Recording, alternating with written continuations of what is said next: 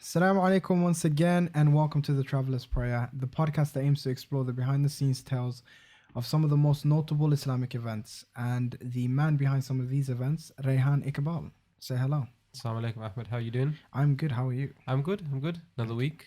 Happy to be back. Another episode. He will go through his stories of trials and tribulations when organizing Islamic events.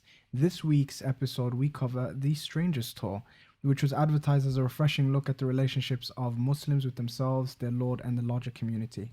And it was the first tour where you brought multiple people on board, including Baba Ali, Boonaa, Mohammed, and Shaykh Amer, Jamil. Amer Jamil. Amer Jamil. It's not even that difficult a name, bro. Dude, I'll be honest with you. Once I see the English way of writing it, I can't tell. It just goes either way. Could be a Desi guy, an Arab guy. 100%. You can say which way. 100%. And it was exactly a year on from when you first launched the Like Media initiative. And it was a big tour at the time for you with these big names. But what was your inspiration for hosting it to begin with? Where did that come from? To be honest, it wasn't my idea. Oh, okay. So... Shout the person out, the person who... Well, the person is Boonaa Mohammed. Oh, mashallah. So I very rarely give him credit over the years, so might as well give him credit for this one, right? Yeah. But what had happened was, after the second tour, so the second tour we did in February, Yeah. and during the summer I was researching what I wanted to do for my next tour. Yeah. And someone posted on Facebook a video on my friend's Facebook wall of this spoken word artist, this poet. And I watched the video just because somebody, when they attached it, they wrote a funny comment to my mate. So I watched the video and it was Boonaa Mohammed. He did a poem in New York City, and it was a recording of that. And I watched him and I thought, this guy is perfect for what we want to do with Like Media. Charismatic on stage, articulate, really entertaining. You know, Islamically, he also was spreading a positive, good message. And I thought, that guy, you know, when you watched that video, he just exuded charisma.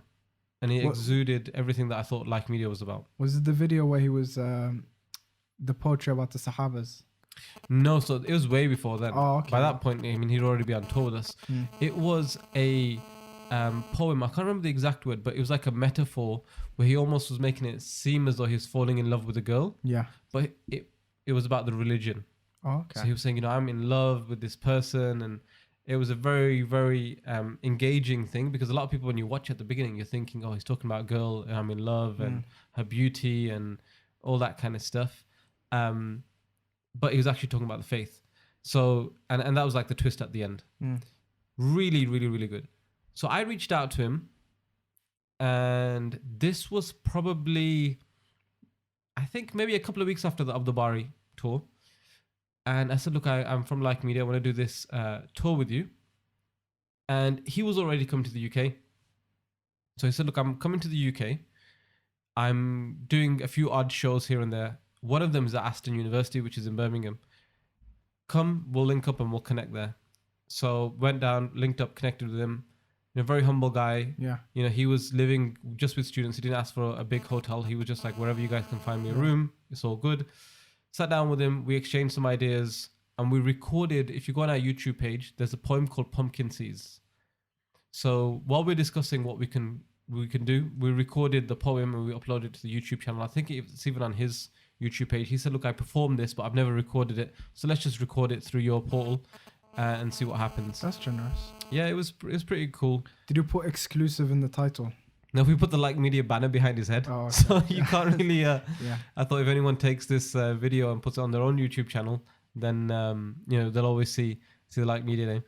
And we got to talking. And I originally pitched him the idea. What I wanted to do, my vision was a bit narrow compared to his. I wanted to bring Boonaa, and I wanted to have a Shaykh with him and do like a poetry inspired Islamic themed tour. And I ran it through with him over the phone. I said, look, this is the idea. This is the Shaykh I want to invite you with. 3 events, something like that. It wasn't too extensive. 3 events or maybe 3 days, something like that. And he said, yeah, I'm not really feeling that idea.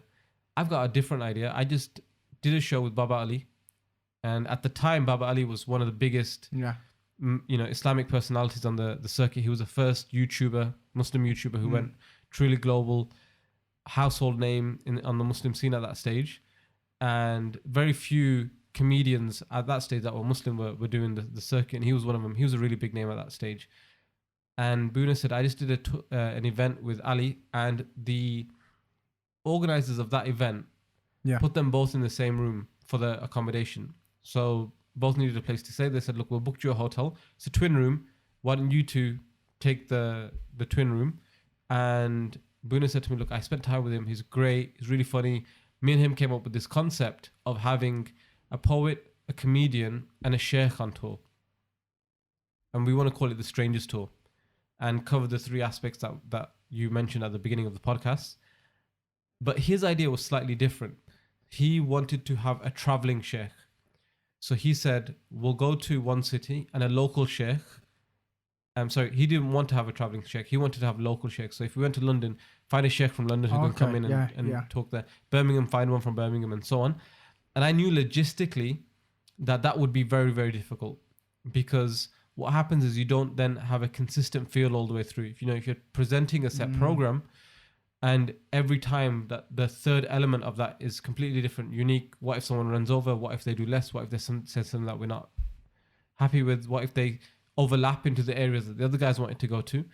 So I said to him, well, what if we get one Shaykh and we bring him alongside us for all the events? And he said, look, you go and find the Shaykh. So I went and reached out to Amer Jamil, who I knew from studying from abroad. So I said, look, can you join us on the tour? And I think that's really something to be said there, that if you ever organize an Islamic event, be open to collaboration. Because at the beginning, I had a very, like I said, limited vision as to what I wanted. I thought Boonaa was great. Put him with a Shaykh and we'll go do something. If I was adamant on that, he probably would have done it. He probably would have said, okay, fine. If I'd really insisted on it, of course, at the beginning, he would have said, no, let's try my thing. But if I had insisted, then it would have limited what we had. Yeah. I was open and comfortable enough to have that discussion with him to say, okay, let me take on somewhat of what you're thinking. At the time, access to Baba Ali for me would have been nigh on impossible. Yeah. And he said, I can bring you this format of a show. You just bring the third element, the Shaykh, and we have something here that's potentially really great. He already had a poster concept put together. It's all kind of done. Let's just work together on the logistics. So if anyone's ever organizing an event and you have a vision, be open to ideas, be open to suggestions, whether it's from your committee, whether it's from a speaker that you've got, whether it's from someone completely external. It's not always bad to have to alter your vision, So that was where the idea came from. It really came from Boonaa. He deserves the credit for that. So you weren't precious with your initial idea?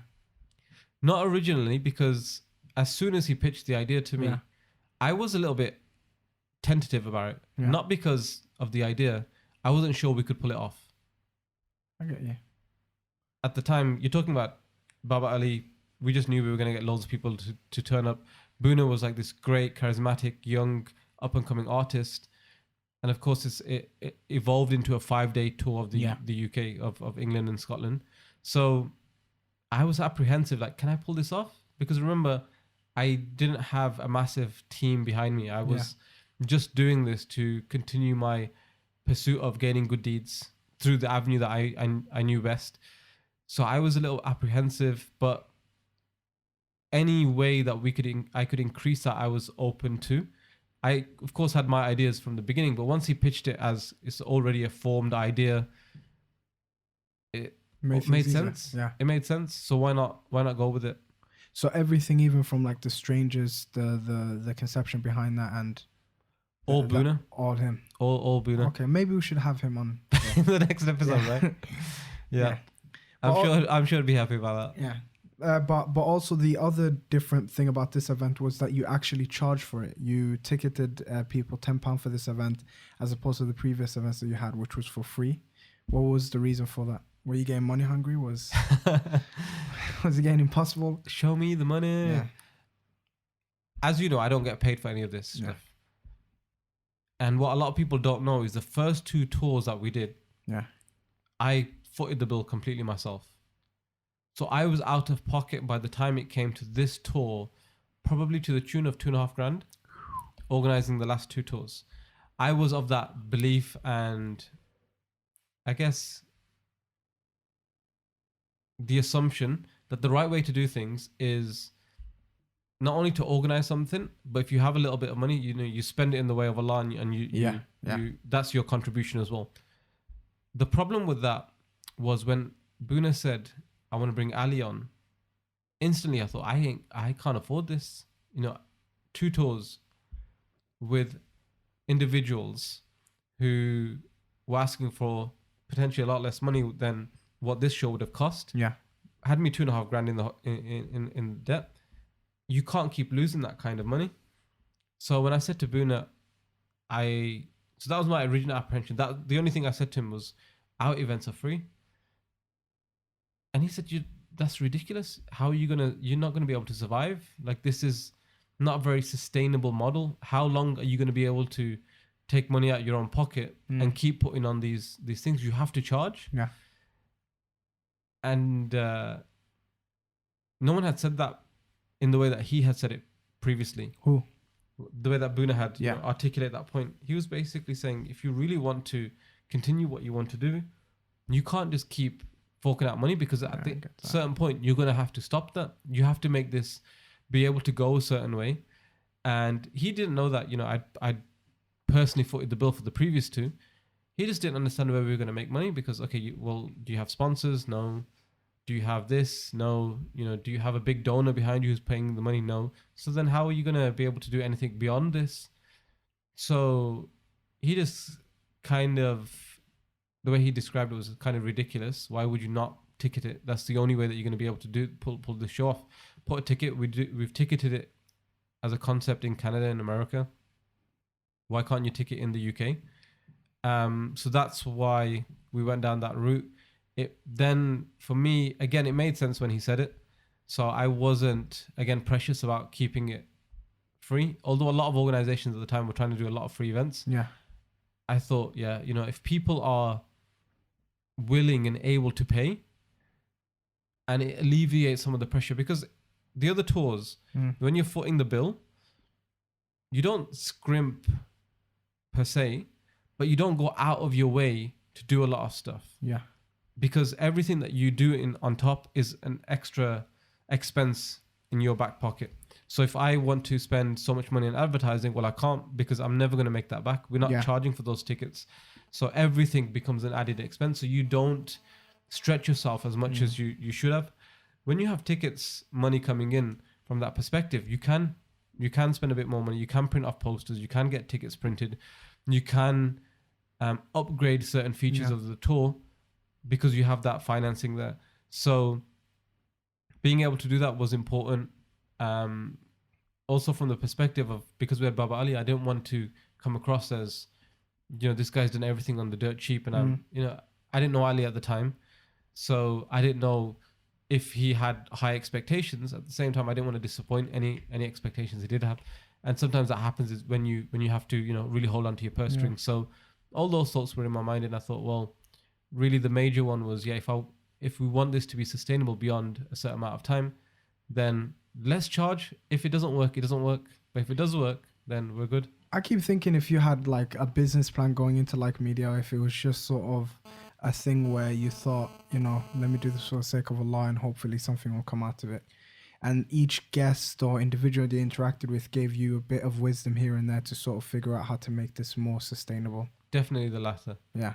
It's definitely the latter, because I didn't forget a business plan. I didn't have a plan at all. Okay. I thought I would do this for a couple of years. Once people would stop paying attention, attending, once the landscape had changed, once I'd been able to influence the space a little bit, I can then, sit back, go home and say, I did my part. That was as far as the intention went at that stage. Beyond that, I didn't think anything, above and beyond that. And therefore, there wasn't a business plan. There wasn't an idea, okay, I want to do this, I want to do that. Because a lot of the ideas that I had at the time just were not... It's almost as if you went back 15 years and said to a young kid or a young Muslim kid came to you and said, I want to make a Muslim movie.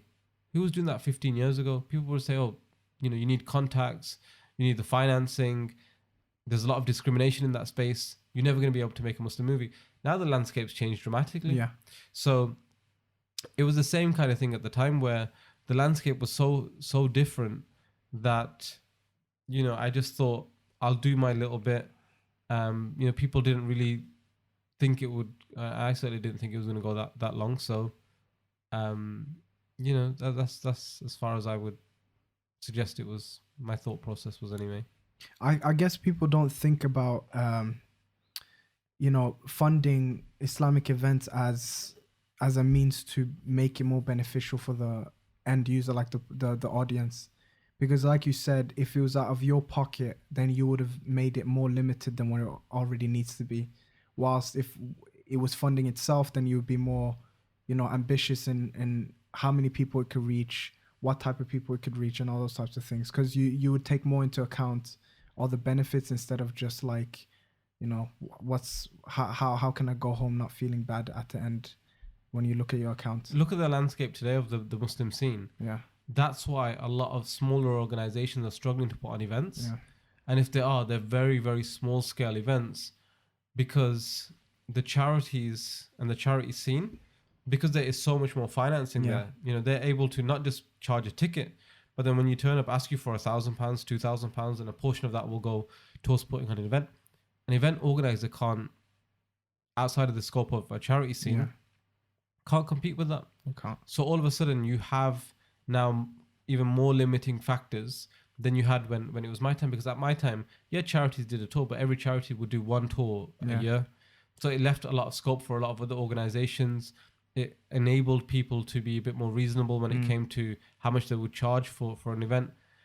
So you had the more financing you had, you're always able to do a bigger show. That's why the charities today are always able to have, these big AV screens and all these little great graphics, and have 5-6 people on one event, as opposed to a smaller organization that's trying to put an event on in a masjid with one speaker and trying to get people to turn up. It's just not the same. You're just not playing with the same rules, and that's what financing allows you to do.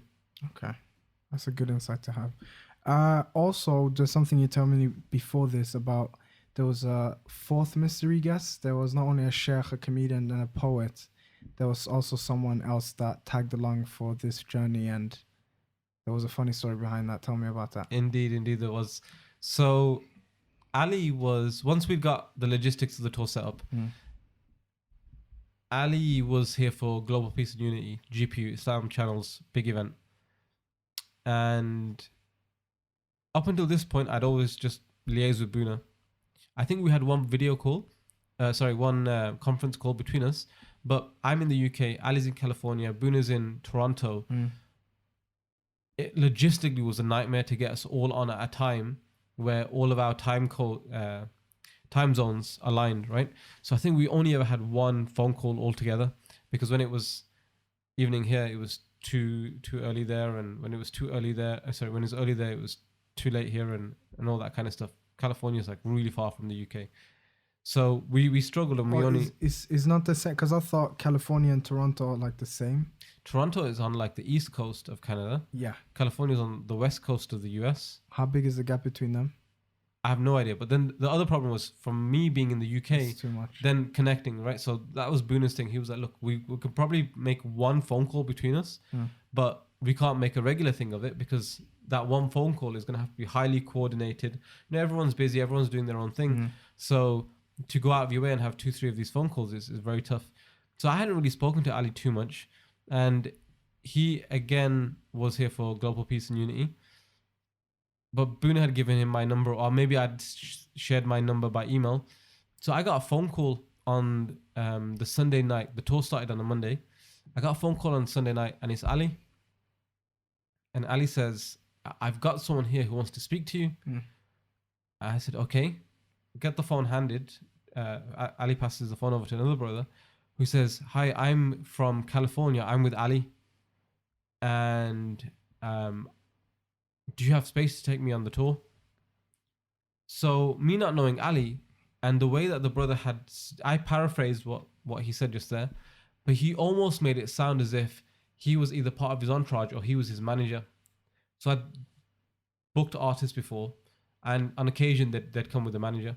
So he'd almost made it sound as though he was part of Ali's crew. Yeah. Me not knowing Ali, me not wanting to upset him, and the fact that Ali had called me directly and said, I have someone who wants to speak to you, I felt like it was his way of saying, you know, can you get this guy on? So I didn't want to upset him. I was like, okay, yeah, fine. You're in London. First event's in London. Just come with Ali to wherever the pickup point was. I think there was a hotel near the XL Arena. We'll come and pick you both up together. We had an apartment for the first day anyway. So we had an apartment with multiple rooms. First day is not an issue. Oh, okay. So I said, yeah, come. You can come with us. And you can join us. Thinking that he was his manager and his entourage. Pick up Ali, take him and the brother who was with him, take them both to the hotel. Once we get them settled in, Ali comes and pulls me to the side and says, listen, the brother isn't actually with me. He's just from the part of the States that I'm from. And he asked me what I was doing for the next few days. So he'd flown in from the States to visit Global Peace and Unity as a visitor. Saw Ali. Ali and him were in the same mosque in the same part of the States. He was like, hey, what are you doing? Ali said, I'm here on tour. The guy said to Ali, is there any space on the tour for me to join? Ali was like, I don't know. I'm not organizing. I don't think so. And the brother said, could you ask?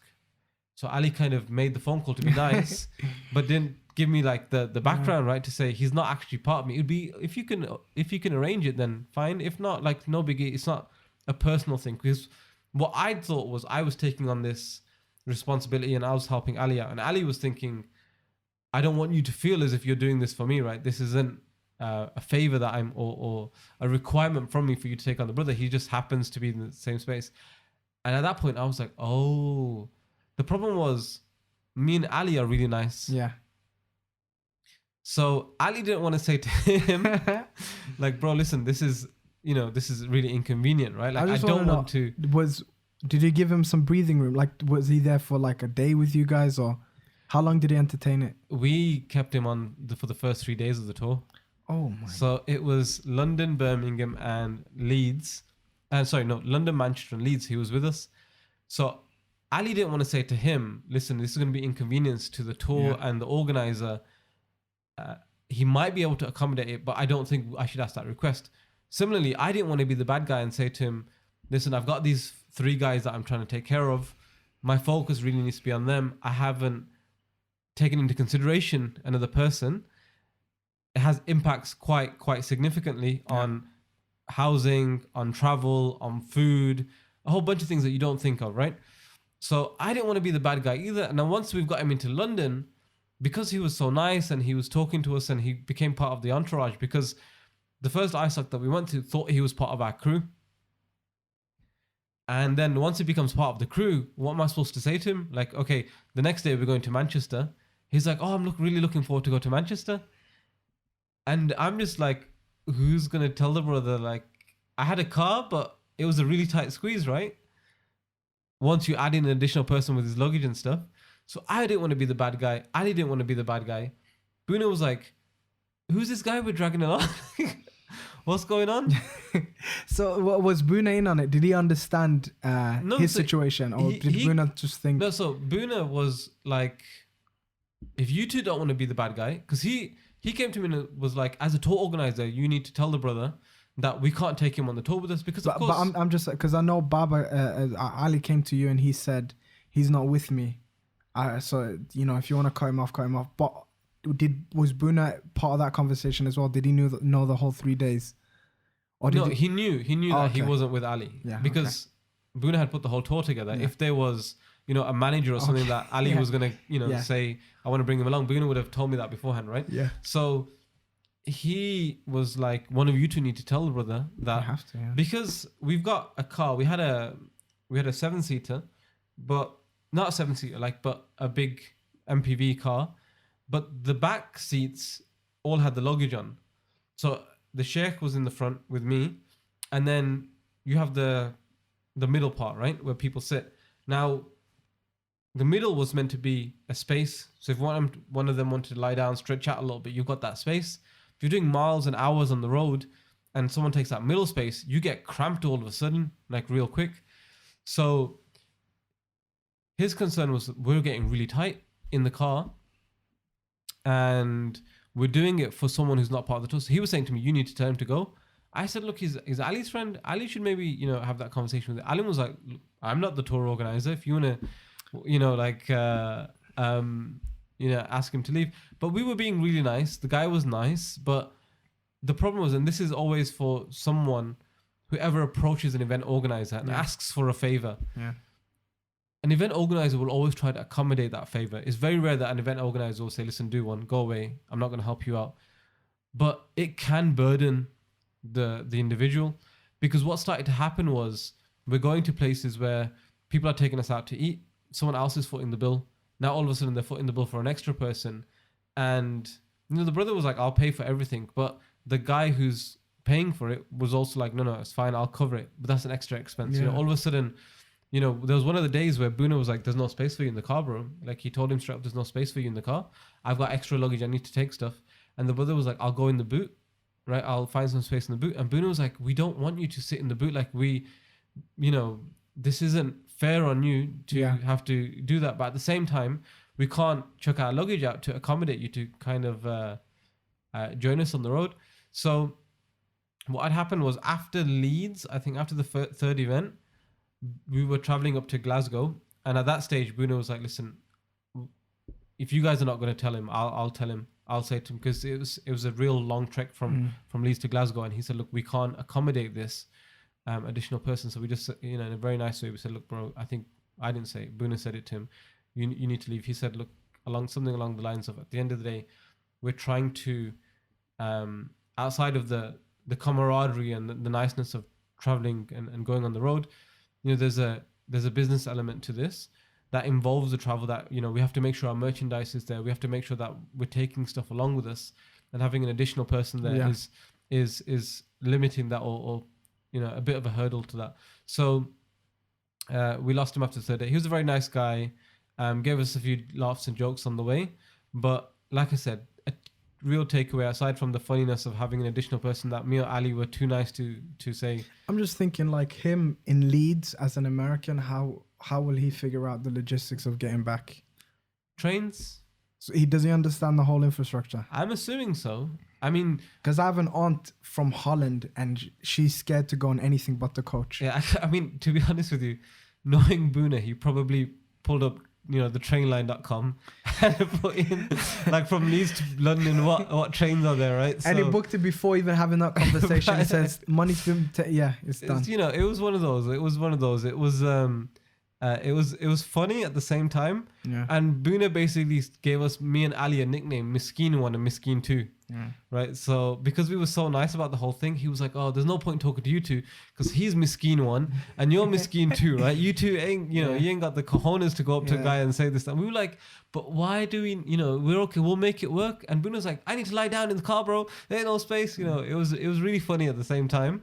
No, but once you got to the venue and everyone had their game face on, and you had to organize, liaise with people and all that type of stuff, what was he doing? Like, what? He became part of the team, so he was effective. Like, he would help us with the banners. He'd sell, some of Boonaa's CDs. Okay. He'd run around and do a few bits and pieces. So it wasn't as if he just came along completely for the free ride and just. Okay, so this was more like Boonaa needed that sleeping space. Yeah, but also it was, once you add in someone additional luggage in. The other problem was hotel rooms as well. Oh, yeah. So we'd booked hotel rooms for everyone. So all of a sudden it was like, okay, we need to find accommodation for the brother, right? And he was very chilled out about it. He was like, I'll sleep on the floor. But then who wants to sacrifice their room to say, listen, bro, come? And we did, for the first 2-3 nights, everyone was like, okay, you can sleep in mine, you can sleep here. But after a while, then as an organizer as well, because I couldn't do him justice. I couldn't give him the time, attention that he needed. So at the same time, it kind of felt as if, bro, we're going to make you feel like the odd wheel, and it doesn't feel nice to make you feel like the odd wheel.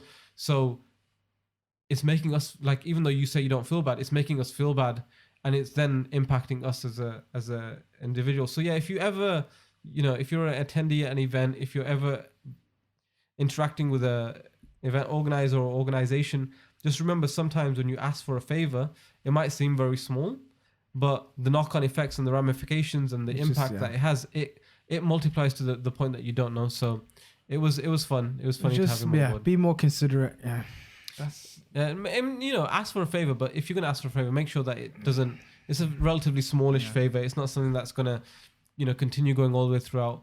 Because, you know, if we had everything, we had the financing to be able to do all that and book a separate room and get a bigger car and do all that kind of stuff, then it's not a problem. Of course, you know, being in the Islamic space, it's not that simple. So he was a very nice guy. It was very funny having him on the tour. It was just really weird how I thought he was Ali's manager or entourage, and Ali was like, I thought you were just going to say to him, we don't have the space, and all of a sudden, you know, we got a brother with us for 3 days of the tour. I feel sorry for that guy. I wonder what he's doing now. I'm sure he's doing well, whatever it is. He was a smart guy. He was a funny guy. Yeah.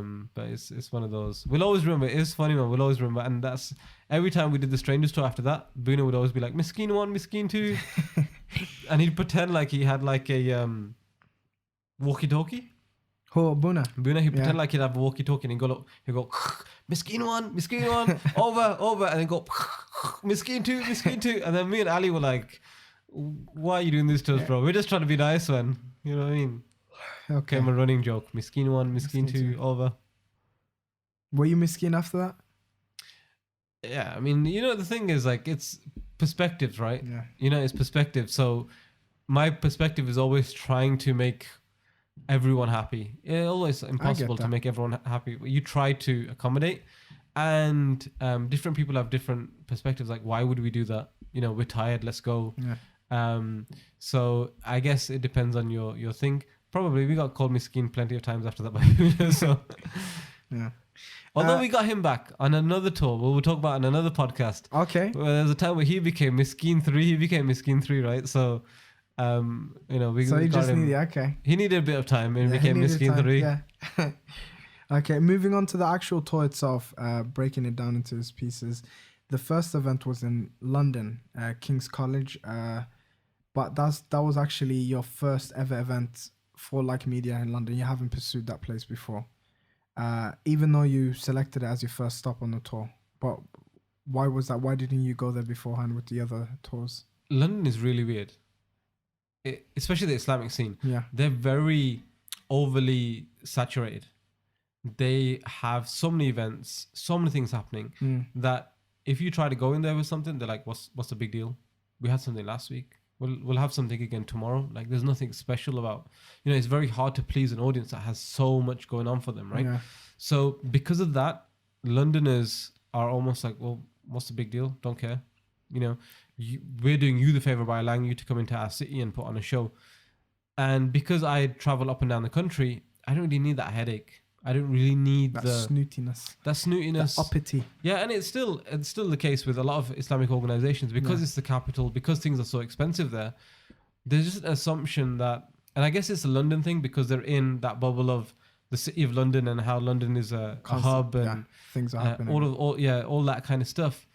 And a lot of them don't venture out, so they don't see how the scene is like in Manchester or in Liverpool or Birmingham or Cardiff or wherever, Leicester, these other places that, you know, have similarly heart of England, yeah. Exactly, but they have similarly well attended events and they have similarly active Islamic spaces. So London's always been a place that has been very hard to please. You know, they pick and choose whatever they want. This one, we knew that we had something special, so we were able to go into London and say we have a show that we knew that, you know, they would gravitate towards. Yeah. The major thing I remember from London was, of course, the brother joined us and we had an apartment and stuff. But there's two major things that I remember. Number one was, this was a national tour, advertised everywhere at being £10. The Islamic Society at King's College, they wanted to align it with Charity Week. So Charity Week was going on at the same time. And they said, okay, what we want to do is we want to use it as a platform to make some money.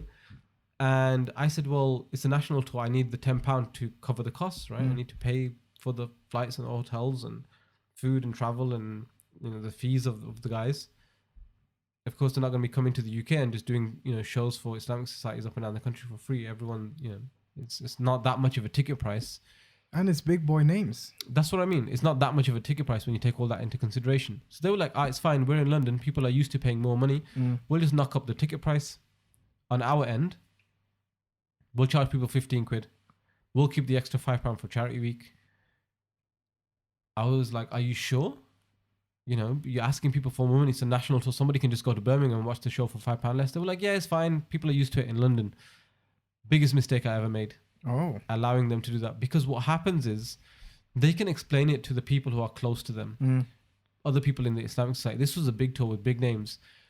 We got a lot of stick from people outside the organizations of Like Media and the Islamic Society at King's College, who were saying basically we're profiteering and we're charging people extra, a premium for them living in London, and we're pocketing the money ourselves. So we're using that platform of being in London to just make some more money for ourselves, which is completely not true. So was it that big of a backlash? I mean, it wasn't a massive backlash, but we had people who emailed us and said, we're not coming to the tour because basically if we were in Birmingham, it's £10 and all of a sudden we're in London, you're charging us an extra £5 just to line up your pockets.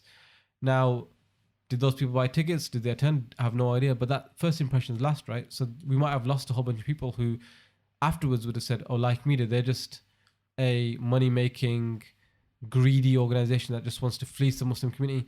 For a guy who wasn't making any money for myself personally, I can't. Did you release your tax returns?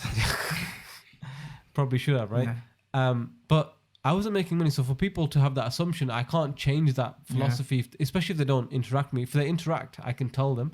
If they don't, I'm kind of screwed, right? So is it too much for you to put it out there in terms of being transparent with the whole... No, we thought we did. Oh, okay. We thought we did, but when someone sees a poster, sees logos, they're going to add 2 and 2 and come out with whatever story they want to.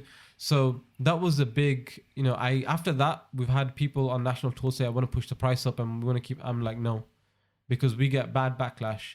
And we're coming in, the first time we've been to London, and the first impression that people get is, oh, you're trying to make lots of money on us. So that was a bit of a learning curve for me, an experience to not just take someone's word for it and just say, oh yeah, this is how things are done, because that might be how a set number of people think it should be done. That doesn't mean the wider community aligns with that thought point and perspective. So that was that King's College. I think 400 odd people turned up, and it's really awkward, man. This was the first tour where I had to actually host the event. So usually I do a presentation, you've seen him, at the end of the Like Media shows. We got 3 speakers, and I knew from previous experience you can't have a local person at each particular place introducing the guys, because there'll be one guy who's absolutely perfect, smashes out the park, gives great introductions. You go to the next venue, the guy will forget the names, pronounce them incorrectly, say them in the wrong order, rush it, start to try to be the hero of the show himself, elongate the introductions. It then becomes difficult for the guys who are going on stage to know how they're going to be introduced, when they're going to be introduced, right? So I knew there had to be a consistent person being the face and the host of the show. And at that stage especially, even now, I really dislike it. But at that stage, I hated being on stage. I hated the idea that people would think that I was trying to say, I'm this religious guy and I put this show on and look at me and I'm the host and I'm so great. I just really didn't like it at all, man. And so you probably, if you ever watch, if there's footage, it wasn't stage fright, was it? It was just no, it wasn't stage fright at all. I was a loud guy, I used to crack jokes all the time, off stage, and even on stage with people. It was just I had this thought in my head that if I went on stage and I said I'm the host and I'm Rayhan and I put on this show and look at all these great things that we're doing and it's all me. People would, if I was in the audience and somebody was like that on stage, I'd think, oh, what an arrogant so-and-so. And I thought people would think that of me. Or I would think, oh, he's a really religious person. And we all know our own shortcomings. I didn't want to be in that position where somebody tomorrow is like, oh, I thought you're a religious guy. Do you know what I mean? Yeah. I didn't want to portray something. And I guess a lot of people who have to take the stage have that dilemma. But because I wasn't in the public space, I wasn't trying to pursue that lifestyle, I didn't feel as if I should have to have that dilemma with myself because I'm just going to be on the stage for a couple of minutes. So if you ever saw footage of that, I'm probably really wooden.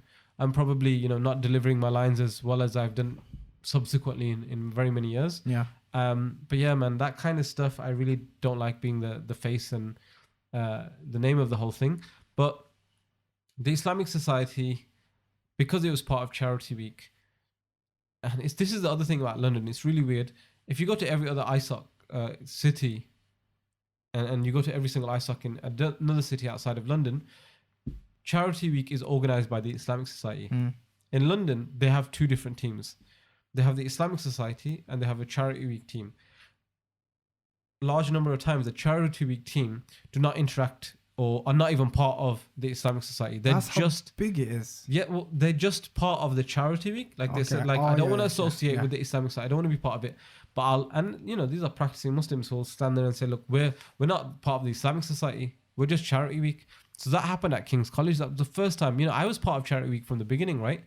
So I was like, the whole idea was to bring Islamic societies Yeah. together, not just to raise money and have a competition. How can you be part of Charity Week and not be part of the Islamic Society? Yeah. Or that's just how it runs in London.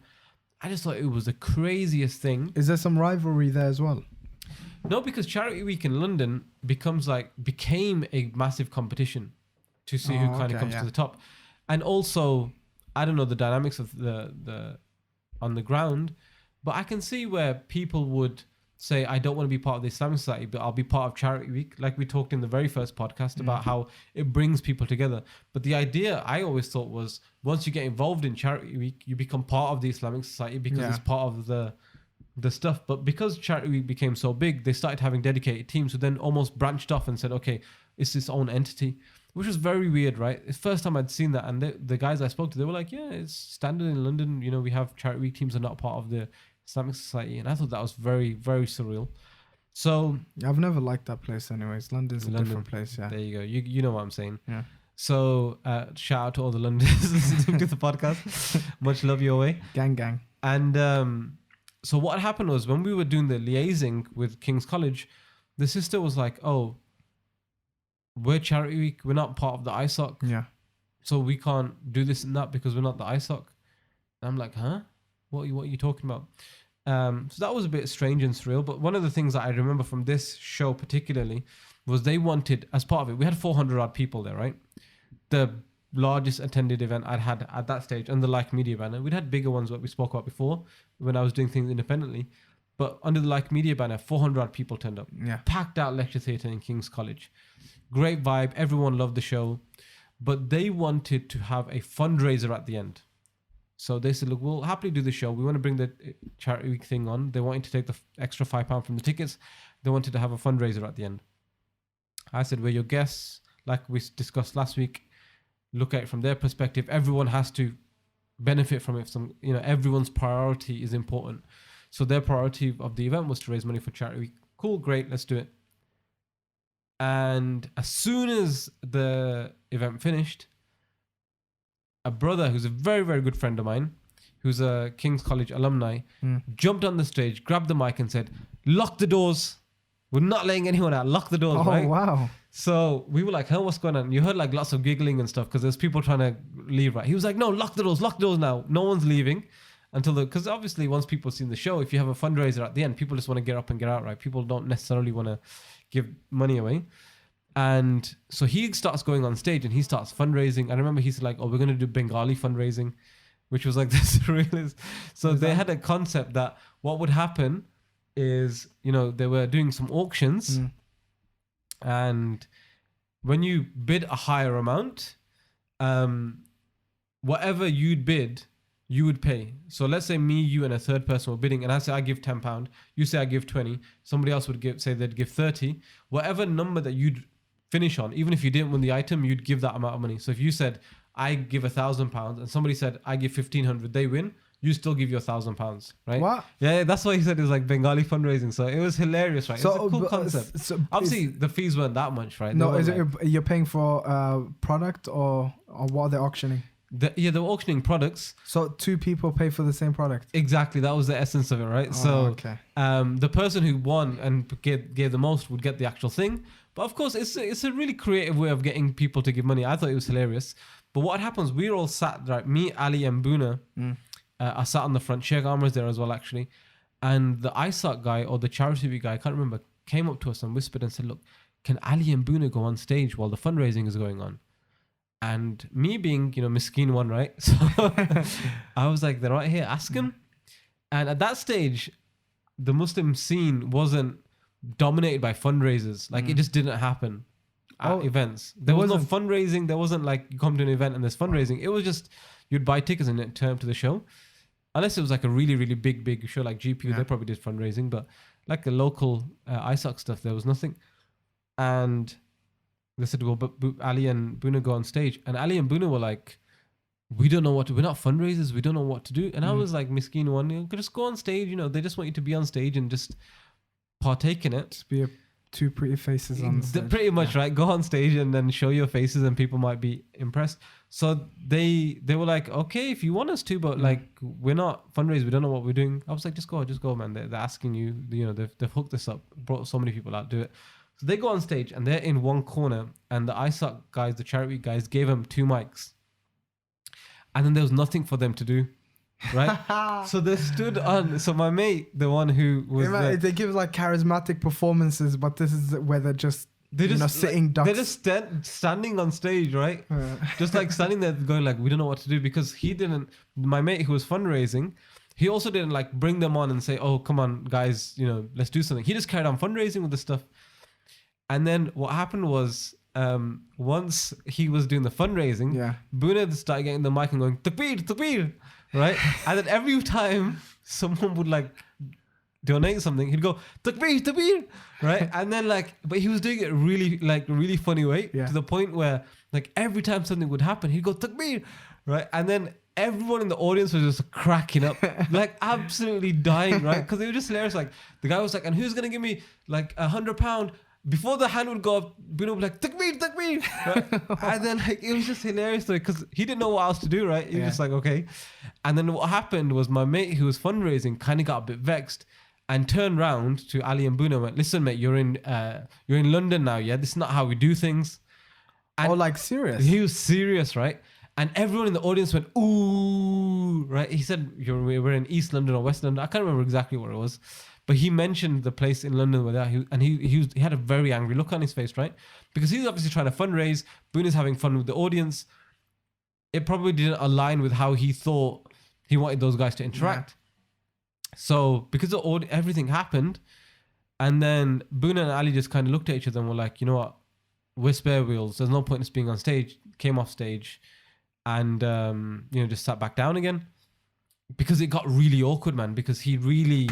You know, he made it look like there was beef. That's and then funny, man. He just showed he was a gangbanger. Like that's why he kind of came like, yo, bro, you don't mess with us, yeah? Like we'll sort you out, right? That's why he came across. And after the thing was over and we all went outside, we're taking pictures. He comes and he's like hugging us all, and we're all a bit like surprised, like, oh, 2 minutes ago you were vexed on stage, and when we went out to eat, I got a phone call from him because me and him were friends from before. We'd organized events. So I'd had like, for example, I'd invite the speaker over and he wanted to have events. So me and him knew each other. So he phones me and while we're driving, my mate who's doing the fundraising and says, bro, somebody just told me what I did and what I said and how it came across. I want to apologize.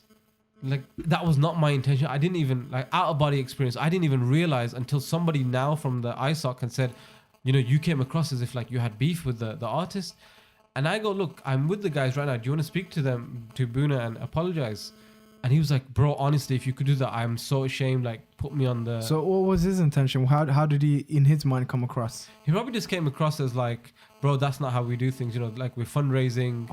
You know, maybe let's try something different. But because he snapped and said it real quick and real sharp and was like, this is East London. Yeah, that's not how we do things. It came across like really, especially because then the audience was like, ooh. So it made it all. And Boonaa was like cool about it when we got on the phone. Like, I think... he felt a bit like, okay, why would you ask me to go on stage and then when I'm trying to do whatever I can contribute, you didn't tell me what I was going to do, and then all of a sudden you're gonna call me out like that. I don't think he was overly vexed, but I don't think he was overly pleased either. But then when, you know, my mate was on the phone with him and apologetic and really he realized that the guy wasn't genuinely trying to, you know, make him look silly or have beef with him. So Boonaa was like, look, apology accepted, it's fine, bro, you know, I it's not that deep, it's cool. And my mate was like, look, I'm really sorry. But I always remember the takbir, man. It was honestly, if you were there, it just everyone was. It was like that, right? And it was just like open. Sometimes the guy would be like, next we have, a painting painted by a sister from the Isaac. He'd be like, takbir, takbir. Yeah, that's Everyone funny. was just dying. So I just remember that from the first event. It was a lot of fun.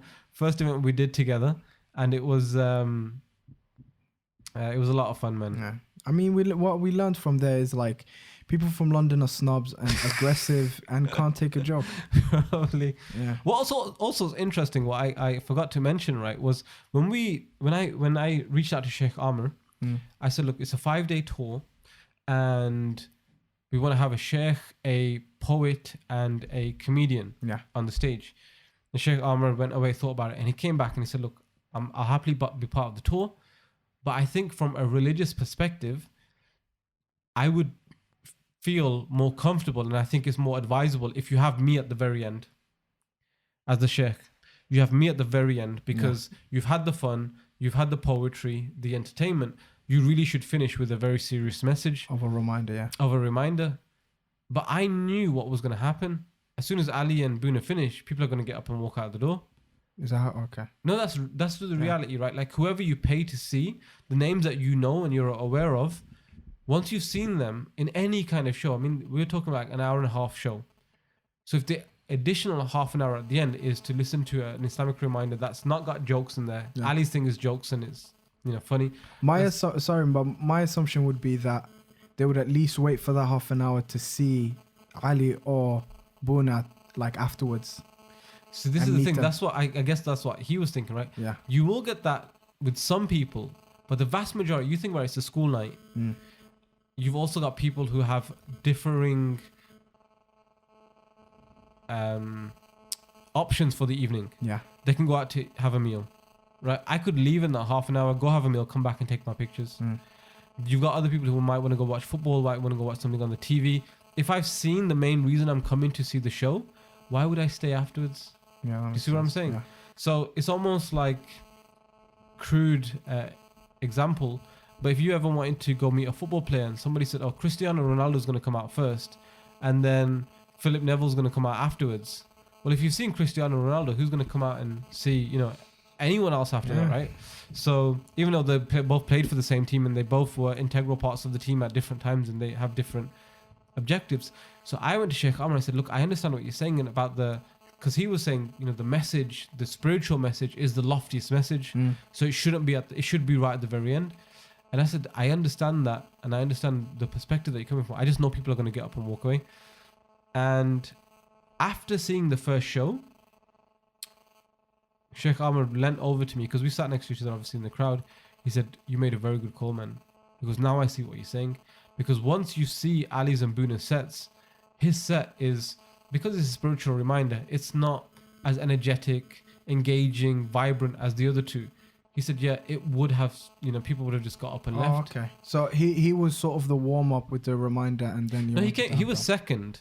Oh, he was second. So Boonaa started off sandwiched in between. He was sandwiched in between. So, the whole purpose of it was to have the reminder. Yeah. That was, even Boonaa, when he came up with the concept, he said, look, we're, as a comedian and a poet, we're going to come on. But we really want people to pay attention to the reminder. But we also knew if the reminder goes at the end with a sheikh who isn't the name that everyone's coming out to see, people are just going to get up and leave. And that would be helpful for the reminder, right? So Sheikh Amer, and this is another thing that I think has always been something of, I think that would be beneficial for, if the speakers ever listen to this and is invited to be part of a show of any kind, that take the organizers or the other artists' perspective into consideration. Because in theory, what makes sense from a theological and a spirituality perspective might not necessarily translate well to the masses. I can see that. So if we'd had him right at the very end, people would have walked out. And he saw that after the first show, he leant over and he was like, I get it. People would have walked out because I'm not these guys. I'm not. You see Ali and Boonaa and it's like laughs and engaging, and then you got a sheikh who's delivering like a spiritual reminder. Mufti Meng people would stay, but if it's someone who's not the big name, it's difficult. Yeah. So I always respected him after that for holding his hand up and saying, listen, you made the right call, man. That's good. I guess it comes with wisdom because most of the times you take perspectives from your own angle. So I wouldn't see myself leaving in the midst of it. I would just at least stay to the end, especially if it's a reminder. If I came for an Islamic reason, I have to like leave with one as well. Well, that's it. And I think that's the perspective that he had. Like, why would someone get up and leave? Yeah, But once he'd seen the show, he was like, okay, I get it. now yeah. I can see why people would have got up and left. Yeah. So hats off to Sheikh Amer, man, for seeing what. Mashallah. I mean, it's good because most people would just be stubborn in just seeing. He might have had a chip on his shoulder. Maybe, Might have yeah. afterwards said, I still feel I should have gone at the end. I Yeah. still feel as if it's inappropriate Mm. for the reminder be preceded or come before jokes. Yeah. Why, something serious, Islamic faith, and you're having me right before jokes. Mm. He could have been like that, but he sat back and he said, yeah, you know what? From a presentation perspective, I can see where you come from. exactly. Okay. Next, we move on to a better city, a more blissful one, Manchester, which is where usually Islamic events are held. But before we go into the events that you hosted there, tell me about Nawab's restaurant. What happened there? Right. So we reached out to University of Manchester Islamic Society. Yeah. And at the time, Manchester Islamic Society was like De Montfort. So you remember we spoke earlier about De Yeah. Montfort in some of the earlier podcasts. Manchester Islamic Society had done an event the previous year with Ali and a couple of comedians from the States in the university and sold out. I think like 500-600 people turned up. So they really knew what they were doing with these kind of shows. And the brother who was the president at the time, very good friend of mine, Ahmed, when I reached out to him, he said, look, how many people are you expecting to turn up to the event? Yeah.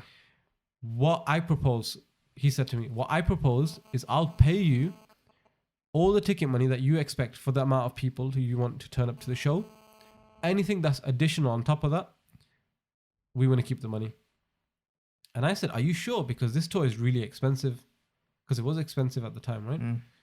So I said, this tour is really expensive. I didn't want to put that burden on the Islamic Society that you have to pay me X amount of money, right? That wasn't the purpose of Yeah. the organization, to put burdens on them. And he was insistent on the phone, bro, just tell me. And I was like, I don't want to because it's expensive. Don't tell me it's expensive. Tell me what the number is. So I told him what the number was. I said, okay, this is it. Expecting him to turn around and go, whoa, that's a lot of money, bro. Like for an Islamic Society, how can we afford to pay that, Yeah. right? He turned around and went, fine, right, perfect. I'm going to call you back. 24 hours later, he phones me back. We'll pay you that money that you're expecting as income from this show on the basis that, we're going to take the rest of the money. And I said, that's fine. And he said, the other thing is we don't envisage a space at the university that's big enough to do this event. Mm. We're going to go hire out a hall. And I thought he was going to say, and the money's going to come out of the pocket of money that, we're going to pay you. He was like, we'll cover the costs. We're going to have a hall and it's Nawab's restaurant. So I was like, this is okay. If you want to pay that amount of money. What I hadn't realized was they'd got sponsorship for the event. So they'd approached a charity and said, if you give us X amount of money, we will give you the money that we raised from the event itself. And we'll also do a fundraiser on the event again. Again, it was for Charity Week. And we'll give you the money from that as well. Now, that for me was by far the easiest event I've ever done in my life. Because they took care of Everything. They took all the pressure, right? Once they'd paid me, they were like, we'll pay you, the money will be in your account. Yeah. Just tell people it's in Nawab's. Just do your national advertising. And we'll take care of the rest, right? People don't turn up, it's on us. Fine. So they took care of the venue, they took care of the advertising, they took care of the pressure of the money, they got the sponsor, they gave me my amount. That is the perfect way that the Muslim scene should work. Because everyone then is taken care of. The artists know they're getting paid because they've given me, the artist, the speaker, whatever it is, they've given me their fee. Yeah. I then figure out how much I need to cover this event. And then the local host turns around and says, okay, you know what? That's what you need to pay them guys and cover your expenditure and your cost. We'll cover you for that. We'll take the pressure on ourselves, but we're going to keep whatever we make on top extra. And so they were extremely satisfied and they loved the event. They were like, yeah, we made a ton of money because 800 people turned up to the event. in Nawabs. That's why they couldn't afford. They couldn't host it at the university itself. 800 people turned up. The sound in the room was horrific. Ooh, okay. Because it's a restaurant. Oh, it's yeah, not yeah, equipped for like a comedy show, a Yeah. poetry show. But we had I remember we had the like media banner on stage, and Boonaa was on fire that night, man. He was on fire, and he did like this little skit, like where he's talking about marriage, and you know how like people are shy and they all act all shy, and he was like, made a joke like it's like a Bollywood movie where like a guy's hiding behind a tree and like pops his head out and giggles and goes, and he was using the like media banner to like pop his head out, like, you know, and he's using that, and I was like, oh, that's really good branding, right? Like right in front of the banner. So I tried to get him to do it, like, you know, a few shows later when we were in Birmingham, because we were recording that event, and he was like, bro, that was the spur of the moment thing, man. I can't go back and you know, recreate the magic, right? So you know, we've never released the full video of the Strangers Tour event, but he really didn't. He was like insistent when we did the Birmingham event, I can't do the exact same thing. And we had at the time our banner was water that was hitting a like a fruit. So, you know, because I'd said to him, look, I really need you to do something like that so people can pay attention to the banner and it'll be on video. He went up to it and went, ooh, and put his hand like on the banner where the water was, and he gave me eye contact, like say, all right, bro, I'm doing what you wanted me to do, right? And I was like, yeah, that's dirty. It wasn't natural. Exactly. Right. So I remember that from Manchester. I remember Ali, he'd been there a year before. So Ali came to me and he went, while we were, you know, Ali's the last person. So whilst Boonaa and Shaykh are doing their things, Ali's like, bro, this whole crowd, they seen my entire set last year. Because comedians have sets. They do the same set around because they know what makes people laugh. They know what works, right? So if it's a brand new audience, why would you come out with a brand new material that you know it's not going to work? So he was really like, oh, bro, like everyone here has seen everything I did. So he grabbed a napkin and wrote a completely new set for the audience while he was waiting to go on stage. And what he did was he went on the stage and he put the napkin on the floor. So I think he pretended like he wiped his forehead or something and put the napkin on the floor and read off the napkin. And he did a completely new set for the Manchester crowd that he was not prepared for, just because he felt as if, all right, these people have seen my set last year and I don't want them to see the same thing and feel as if they got shortchanged. So he, much respect to Ali, man. He went out of his way, professional, to do, you know, really give the audience. And look, there's 800 people here. There's 500 people at the year previously, right? So at least there's 300 people who would have not heard his set before. And of the other 500, maybe another 200 weren't at the event last year, right? Because obviously people who attend these events, they change, right? Not necessarily that the exact same people who came last year were going to come again. But despite that fact, he was like, no, some of the people have seen the set in this room, even if it's 50, 60, 100 people, I'm not going to give them the same because they're not going to find it funny. So I really respected the fact that he wanted to go out of his way, because he could have just dialed it in and just said, I'm going to give you the same show. But he was like, no. And literally he sat there in front of me, wrote a whole new set. Yeah, that's probably comes from, and I've been with you to some events where people are more, like some of the performers or shuyukh or artists, they're more sincere in what they want to do. It's less of a job where they go from place to place performing the routine schedule, and it's more like, okay, this is a group of people I would like to please and show something new to, and because I'm with, you know, for example, Boonaa or Ali or things like that, I want to sort of, you know, make this collaboration a bit more impactful. So I a lot of people give their 100% from what I've seen in the events that I've accompanied you on. Yeah, and I think that's probably what he thought. You know, which was pretty cool. And I remember one of the things afterwards, looking back on it from the Manchester show, was that there was a website at the time who at the end of the year they chronicalized like the best 10 events from the Islamic scene. Right. So this website, it was based in London, and these guys had, you know, based on their experience and what they'd seen on the circuit, they had listed down, you know, the 10 best Islamic society events. And there's some big hitters on there. I mean, the list itself probably could have been done with a little bit of refinement. I think number 5 was there was an event in Oxford University with Tariq Ramadan and Hamza Yusuf, and they put that down as number 5. You know, you got like 2 massive speakers in a great location. There's high production value for that particular event, and they had it at number 5. So, you know, you take it with a pinch of salt because it's a personal perspective and their own opinion on what's like the best. But they had number 1, the Strangers Tour. Okay. So they had Strangers Tour as number 1, but they had it listed down as King's College London, that variant. Whereas because I'd been to all 5 shows and I had the perspective of, you know, being able to review each particular show, the Manchester show was definitely the one that should have been number 1. Okay. Not the King's College one. The King's College one was a big good show, but if you'd been to them all, then you would have known that the Manchester event absolutely blew everyone out of the water. That was the best event of the entire tour. You know, they had 800 people, which is double what King's College had. You know, they had 400. It was double what Birmingham had. They also had 400.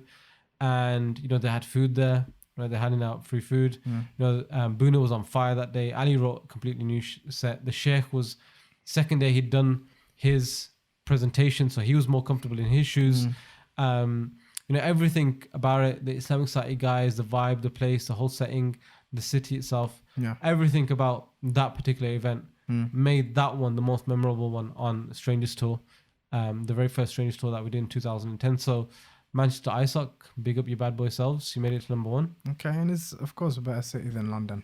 Any city is better than London. But yeah, moving on, your journey then took you to Leeds, and I'm quite curious to know like how they fared against Manchester. So Leeds is an interesting one because Leeds is a traditionally big ISOC. Yeah. But the committee and the guys who were there at the time, they were new. Oh, okay. Not like brand new, like they just a new transition. I'm not sure about brand new, but they weren't used to organizing such large scale events. Yeah. So they didn't have that experience. They didn't have the know-how. And what happened with Leeds was, I think a couple of nights before the event, they called me, or I called them, you know, having that touch base and see how things are going. And they said, you know, we sold like 150 tickets. So I thought, oh man, you know, it's not going as well as we thought it was going to go. And then on the day I spoke to him before we got to Leeds, and he was like, yeah, we sold 350 tickets. Like everyone just mad dash right at the end. So we had 350 odd people there. I don't remember much about the event itself. I remember the room, and I remember, again, they didn't have Charity Week at that time. Yeah. So I remember at the very end, they played a video to promote Charity Week, which was going to happen the following week. So there wasn't any Charity Week related impact on the event itself. I remember from that event, so again, the event itself went fine. Nothing particularly that stood out. There was nothing bad, good about it. We lost a brother after the show, you know, the one who's our unexpected 4th guest. That Leeds was his last. Okay. You forgot that story. I literally thought someone died and it was gonna take a dark turn. We lost him. He's no longer with us. Remember your brother in your prayers. No, so that was the last event that he was with us. That's what I remember about the event itself. Yeah, nothing spectacular to write home about. But I remember the hotel that we stayed at in Leeds. What was it? Fancy hotel? It was a really fancy hotel. Like it didn't cost a lot of money, which was why I was a bit surprised. Booked it because this is one of the things when you're an organizer and you're booking stuff, you're booking them blind a lot of the times. So I'm based in Birmingham. There's a hotel I need to book in Leeds. I have no idea what it looks like. I don't know the reviews of it. I don't know whether it has. You don't even know the reviews. Well, you know a little bit about the reviews, but it was a brand new hotel. Like it was brand new, right? So can you mention it, or you just don't? I can't remember it. Oh, okay. I can't remember it. But it was brand new, had really good pictures, but it wasn't ridiculously expensive. So we booked it, and I remember we had an apartment in London. The Manchester guys just booked like a standard hotel. So nobody had, you know, high expectations of the accommodation because we weren't, you know, we were having nice places, but there wasn't anything that blew your mind away. This blew everyone's mind away. This was like leather, you know, antique leather sofas, plush interior everywhere, gold mirrors, you know, like the black and gold effect they had going on. It was really, we were like, wow. So I got so caught up in that. I parked in front of the hotel and it was on a single or double yellow. I can't remember what it was because we were just unloading the stuff.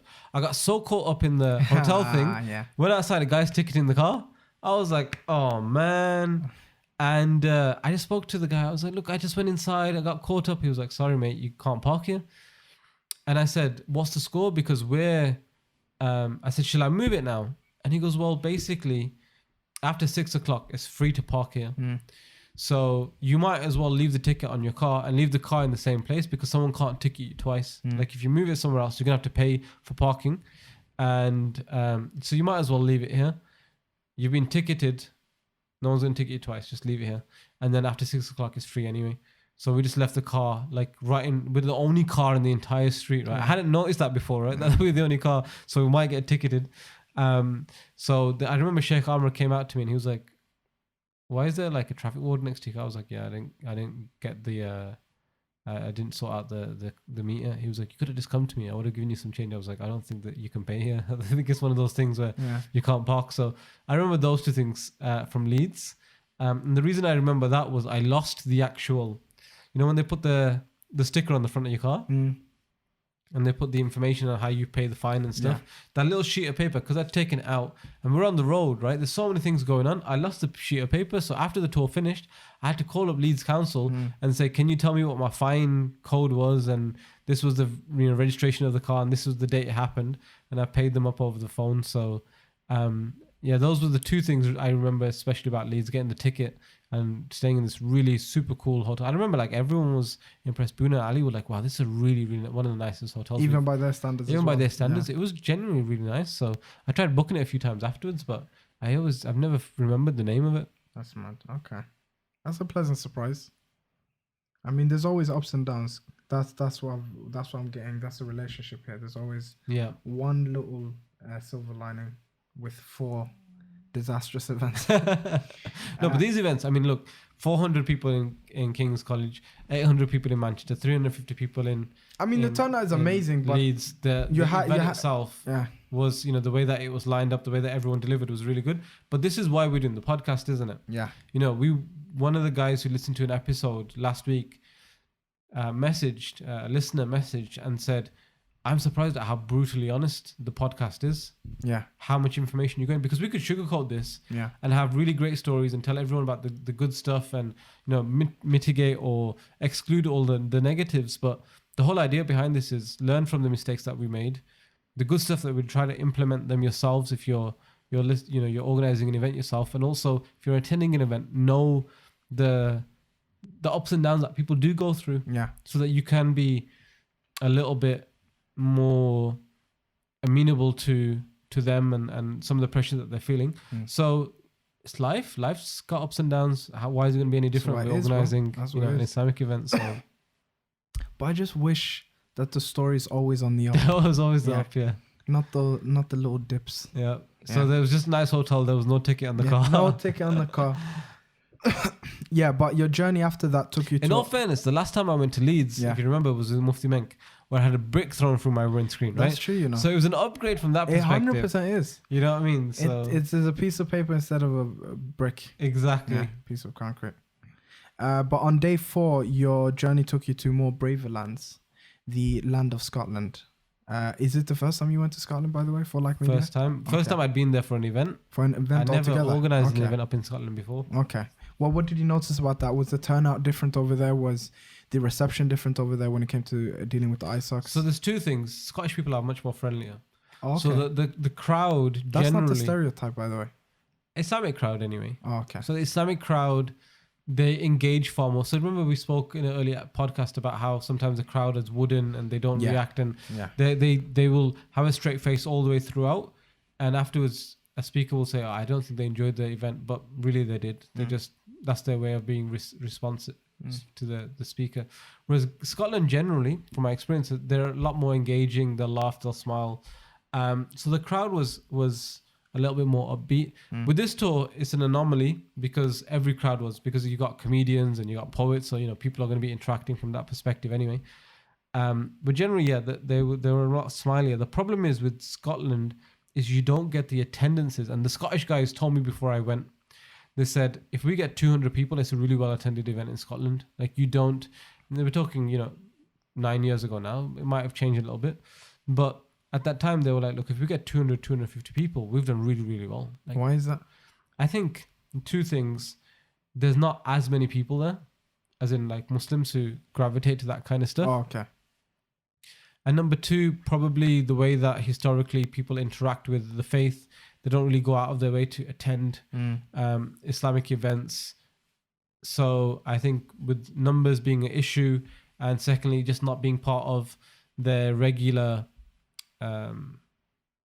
social makeup at that time. I know now there's a lot more events going up in Scotland, but at the time they told me that, look, just be a little bit realistic with your, not realistic, but bear in mind that you're coming to Scotland, you're not going to Birmingham or Manchester or London. So it was the lowest attended event of the whole tour. There was about 220 people, I think, which was still respectable. So But in Shaykh comparison, Amer is- Leeds. So Leeds was 350. Oh, wow. So it was less than Leeds. And Shaykh Amer is from Glasgow. Okay. So one of the things I remember was we went to go eat at someone's house that he knew, and the house was huge. That was the other thing I took away from Scotland. So I said to him, like, the person's house that we went to, I think it was a relative of his, like, is your relative really rich or something? Because, dude, it was a mansion. Yeah. It was massive. And he said, no, what it is in Scotland, there's less people and there's more land. So it's cheaper to buy, large plots of land. So I just remember we were just driving around Scotland, and houses in Glasgow were huge, just massive. And so he's from Glasgow himself.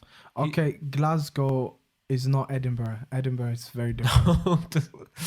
No. By definition, Glasgow is not Edinburgh. But they're both in Scotland. They're both in Scotland. Again, it's foreign, so it could be a toss-up. Yeah. Also, India is not Pakistan, and Hold England up, is hold not up. Wales. Let's deal with one earth-shattering fact at a time. Yeah. So I remember. So yeah, he stayed. That was the first time he stayed in his own house. He went back to his house to stay, and me, Ali, and Boonaa were trying to go around Scotland. What was funny about Scotland was, so we called it the sleepers tour, because Boonaa would sleep any moment he could get. Right, when he was on stage, he was awake. When we went out to eat, he was awake. If you could take 5 minutes, like sometimes we'd just be chilling for 5 minutes, and he'd be like, "Yeah, I'm going to sleep, lads." And he would just like straight knock out, right? So we started calling it the sleepers tour. So I remember driving from Leeds to Scotland. He was probably awake for like a quarter of the journey, 3/4 he's knocked out. Yeah. And like he wakes up and he's like all drowsy, like, "Hey guys, where we at, man?" And the sat nav, that hotel that we'd had, just got confused with the hotel. So we'd get to the destination, it would say, "You reach your destination." And as soon as we'd reach the destination, it would say, "And keep driving for like another 3 minutes." So it was basically making us go around in a circle, right? So we'd reach the destination and it would say, "Nope, keep going for another 3 minutes." So we're going round and round in a circle. And I remember on the on the pavement, they have that barricade to stop cars coming onto the pavement, like a steel barricade. Someone had put up a big banner of a green Bart Simpson. Oh, okay. Right, there was a banner that someone had put up on the barricade to promote an event or something. Yeah. I can't remember what it was. And on next to the writing, they had an image of a green Bart Simpson. So like Boonaa's all drowsy, waking up, and he's like, "Bro, am I seeing things, or is that a green Bart Simpson, like that we've seen like 5 times, right? Like, why do I keep seeing a green Bart Simpson, bro?" And so then he's like, "Ooh, green Bart Simpson," right? And then Ali like is getting all jokey. So Ali, while I'm driving the car, starts tickling me from behind. What? He's like, "Look, they're proper tickling me from behind," right? So I'm really ticklish anyway. So I'm jumping, driving this car. You could have ended the tour right then. And like Boonaa's like, he's like doing this whole like woozy, drowsy, green Bart Simpson, and Ali's like tickling me right from behind. And I'm completely lost. I have no idea what's going on. So I jumped out of the car. And in a jokey way, I pretended like I was a teacher. I was like, "And if you two don't stop messing around, right?" And because they didn't know me that well at that stage, they thought I was being serious. Oh, wow. Okay. So they were like, "Oh, this guy like can't take a joke, man." Yeah. Like I jumped out of the car. I was like, "If you two don't stop messing around, I'm gonna drop you off right here, right?" Yeah. And I did it with a big massive smile on my face, but I have like a serious face generally, I guess. And so they were like, "Oh, he's kind of getting serious." So Boonaa kind of like woke up properly. I was like, "Bro, like we've just been driving around," and Ali's like, "Stop tickling me." And I felt afterwards like, "Oh, I don't think they got the joke, man. Don't think they understood what I was trying to do." But I remember we went to the place, the accommodation, and Ali, we had 3 rooms, and the worst one, I was like, I'll take the worst one, and Ali was like, bro, I will take the worst one, and I was like, no, you can't take the worst one, like you're my guest, like you have to take. Okay. And he was like, It was a standoff. he just basically said, look, don't think because I'm known around the world that I'm gonna if he was like, I'll sleep on your floor, cancel the other room, like I'll sleep on your floor, like there's no ego involved. I'm whatever you give me, I'll make it work. And I was really taken aback, at the time, because of course you have preconceived ideas and perceptions of people.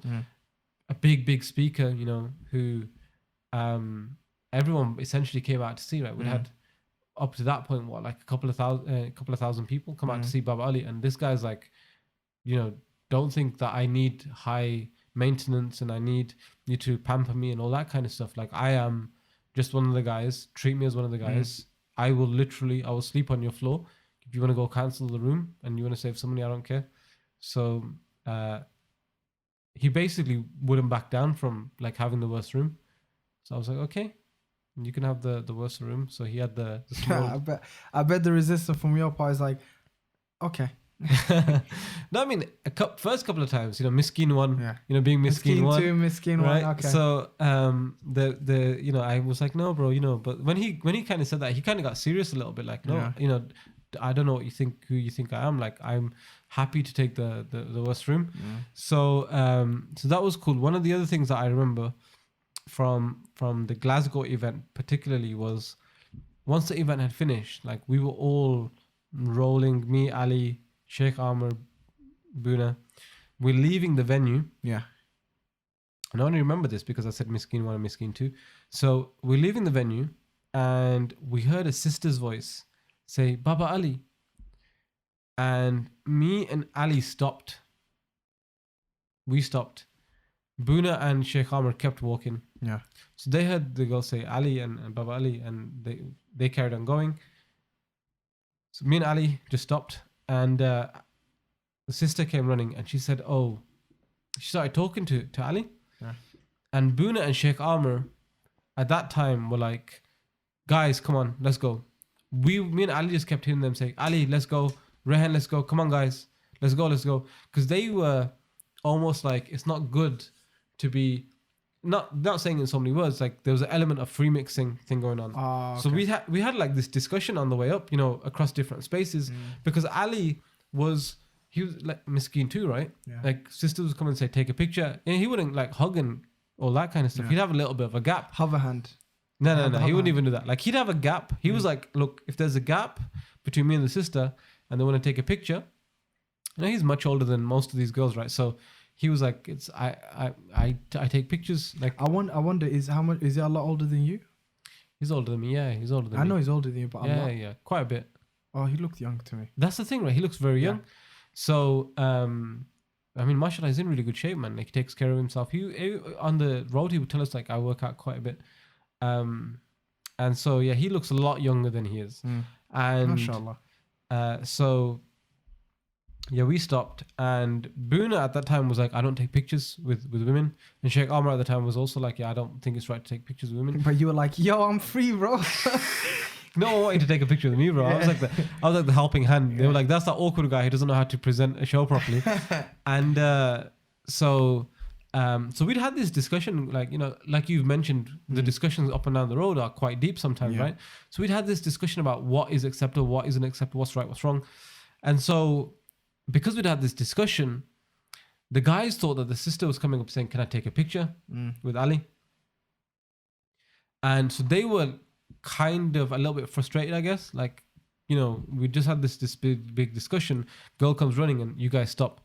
But actually what happened was, she came to me and Ali, and she said, my niece or nephew, I can't remember exactly what, is a big fan of yours. She was saying to Ali, she's in hospital with a very serious illness. I can't remember if it was cancer or something at that level. Yeah. Like very, very serious illness that she had.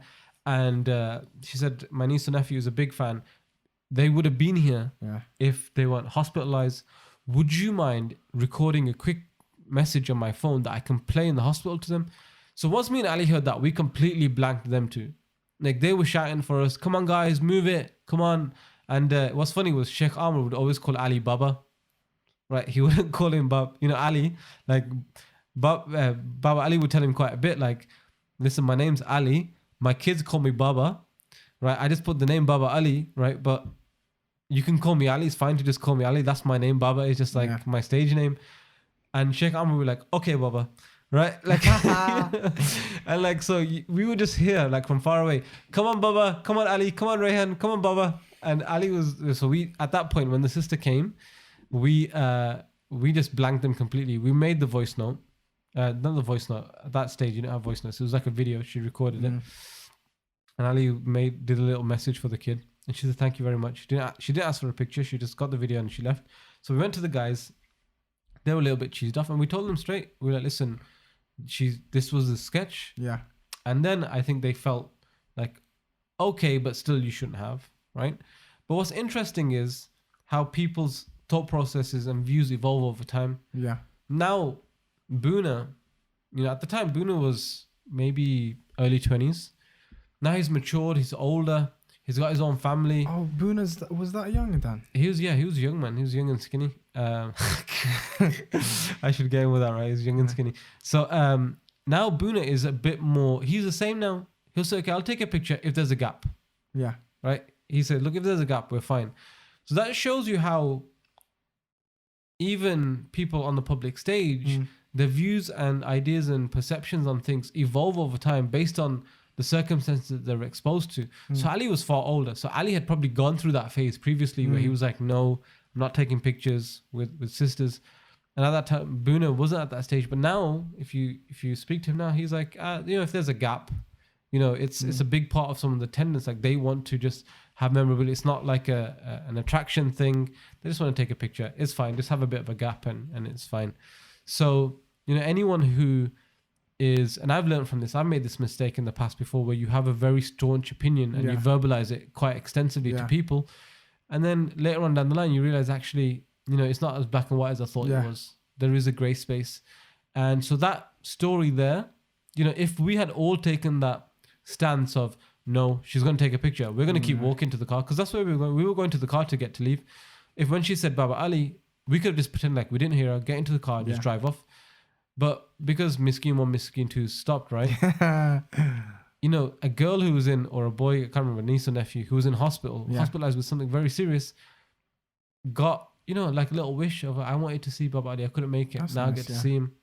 So if we had all taken that opinion, and then 7 years later, we went in Glasgow 7 years later, the kid might not have been in hospital, we wouldn't have had that impact. So sometimes, people, if you're listening to this and there's a difference of opinion on things, allow people to do their things, because you don't know where you're going to be. I mean, that's youth, isn't it? Like that passion of like, this is what Islam is, and there's no like, gray area. And then you grow up and you're like, oh, okay, the world is a lot bigger than I thought it was. And there's a lot more, opinions out there. But last but not least, you came away from those foreign lands and you came to somewhere more familiar, Birmingham. And you ended off the tour in University of Birmingham. How was that? Was it like the other tours where you just felt at home and everything else was more smooth at this point? Birmingham, of course, University of Birmingham, home ground, stomping ground, right? Yeah. It was a cool event. I remember a few things from there. First one was we were all absolutely shattered. Oh, okay. I think we drove back from Glasgow. Because remember, these events were one day after the other. So we drove from Glasgow to Birmingham. You're talking about 5-6 hour, drive. Everyone was shattered, absolutely tired. And also, the Islamic Society at the time, they booked accommodation for us. So part of the deal was the host, ISOC, for getting the event. And there's no burden, there's no cost on them at all. Aside from Manchester, they took on the cost. But everyone, it was like, look, you get all these speakers, this event, this concept all put together. There's no cost. Just take care of the food and take care of the accommodation. So the Birmingham guy said, look, accommodation won't be ready till 4:00. That's when check-in is. So I took everyone to my parents' house and we all just stayed there. But because, it's my parents' house, we didn't have space to put everyone, so we just kind of made some space, and everyone, the guys kind of rested a little bit, and it was Jummah as well, don't forget. So we didn't get, so we had to pray Jummah and stuff, so we all didn't get like a massive amount of rest time. So I remember after the show, Boonaa came to me and was like, I don't remember any of the show. As soon as he stepped off the stage, he came to me and he said, bro, I don't remember any. I just was on autopilot. I just did the exact, like, whatever was ingrained in him from doing the show so many times. Literally, he said, I can't remember anything. He was that tired. He was that zoned out, man.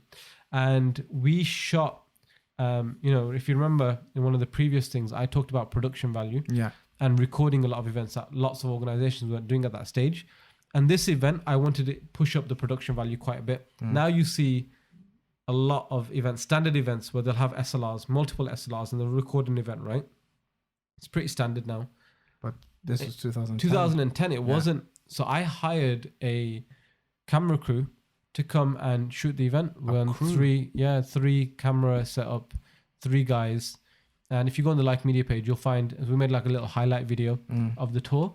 And I remember Ali had to, all the guys, everyone was shattered, right? Even before the show, nobody wanted to shoot the promotional video except me and Ali. Boonaa was tired. He was really tired. If you watch it, he's really, really tired in that video. And Shaykh Amer was like, it was really cold that day, right? So he was shivering. Like, can we just get this over and done with? So we shot some stuff on the campus outside. And I remember Ali kept just flopping his lines. I think they did like 15 takes with him, right? And it just... And he's a YouTuber. He's a YouTuber, right? But he did it in such a funny way that everyone was just like, okay, let's just do it again, right? And he would just like would mess up a line and go blah, blah, blah, blah, right? And it was... these are things that people don't see, once you see the finished edited video, you don't see like the 15 times or the 10 times, whatever it was. Maybe 50, it wasn't exactly 15. You know what I'm saying? Just hyperbolizing up a little bit there. But yeah, I just remember he took multiple takes and it was really funny. And I take away from that, Boonaa was shattered and he really didn't want to do the promotional video, right? Because he was just like, why? I'm really tired. I need some rest. And I was pushing it through just a couple of minutes, And afterwards, we use that promotional video not only to re-advertise the subsequent Strangers Tours stuff, but also when Strangers, they did it in different countries, they used that promotional video that I made in other countries. So they use that as promotional material. So a lot of the times when, if you're a speaker or you're an artist and an organizer or organization is asking you to record material, more than likely it's going to be beneficial for you in the long term. Even if it's not promoting the same thing, it's promoting you, it's showcasing you, going to benefit you. So powering through that, seeing it on the other side. So now Boonaa, he's always like holding content and creating content. But then because of the tiredness and the lack of speak and the journey, he was very much like, I don't really want to do it. But if you ever ask him now, it's really helped him quite extensively actually. So yeah, if you ever organize and you know the benefit of creating some kind of content, cajole and try to make and bring people on board with that vision to create something. So you remember at the beginning I spoke about compromising. Sometimes don't compromise. I mean, it's not always black and white. Sometimes don't know what you need to do to move forward and get that done. So that was Birmingham. I remember Boonaa was really tired. I remember Ali put on a great show. And yeah, you can watch the highlights of, if you go to Like Media page, Strangers Tour, that video that we shot was all shot in Birmingham. We shot it on Birmingham Uni campus, which looks amazing as always. And like I said, we pushed ourselves to raise, the production value of that particular event. Okay, so that was the end of that event. Yeah. But before we wrap up, you have something to tell us about what happened in the next few days after that. Well, yeah, so on the same day, if you remember, I said that the accommodation wasn't available to us till 4:00. Yeah. So we were like, okay, we got to Birmingham, have some lunch, pray Jummah, get some rest, go to the campus to shoot the footage for the promo video or the highlights video. We were like, well, there's no point going to the hotel because, we need to do all this stuff. We'll just go after, right? Yeah. And we didn't book the hotel. The ISOC booked the Islamic Society booked the hotel. So we did the show. We went out to eat. The meal was, the Manchester event was the best. The Birmingham meal was the best meal. So we went out to this place in Alam Rock, the Hood. And gang. Yep, there was about 20 guys. We all went, and what was cool about it was everyone had someone with them. So there was like 5 guys over here that was Shaykh Amer. Yeah. 5 guys in the middle who was Boonaa. I think Boonaa and me were together, and then 5 guys at the end with Ali. So, and it wasn't planned. We didn't plan that everyone was going to sit separately. Just the way that we went in, it was almost like everyone was part of the same team. So everyone just sat wherever, and everyone had like these great little conversations in between themselves. So we probably finished at like 11:30, something like that, after we finished eating. PM, yeah. With them being burnt out. Yeah. So then we traveled to, no, but once the show starts, everyone's, kind of gets lifted and they power through. And then, you have your food and you have your laughs and your jokes. It doesn't feel like that much work all of a sudden, right? So that's one of the things I will say, miraculously, I've seen over time. Sometimes you get speakers who are shattered, they start speaking and their tiredness just lifts completely. And they're like, I was tired before, but I'm not tired now. So we get to the hotel and the door's closed. We're like, oh, this is a bit of a weird hotel. There's a phone number on the door. It says, if you come after 11 o'clock, phone this number. So I phone the number. I'm like, yeah, we're outside the hotel. There's nobody here. He's like, the guy's like, wait there. I'm coming. So the guy rocks up, turns up, opens the place, and then just starts shouting at us. Like your dad shouts at you. And you guys are grown men, by the way. We're grown men, right? So we're like getting in, and he's like, and this is why the Ummah is in the state that it's in. Oh, he's a Muslim guy. He's a Muslim guy. And he just starts having a go at us about all kinds of things, right? And you're with the Shaykh and Boonaa and Baba Ali. We were with Shaykh, Boonaa, Baba Ali. And also a friend of mine, I'd asked him, because we'll come on to this a bit later. Like, I was working the next day, right? So we finished the tour on Friday. Saturday, I'm back at work.